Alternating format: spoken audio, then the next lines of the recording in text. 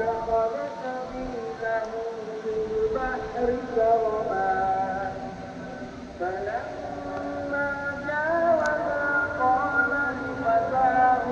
آتنا غداءنا لقد لقينا من سفرنا هذا نصبا قال أرأيت إذ أوينا إلى الصخرة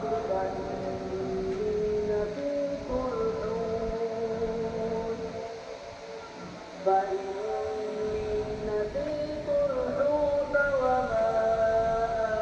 أنسانيه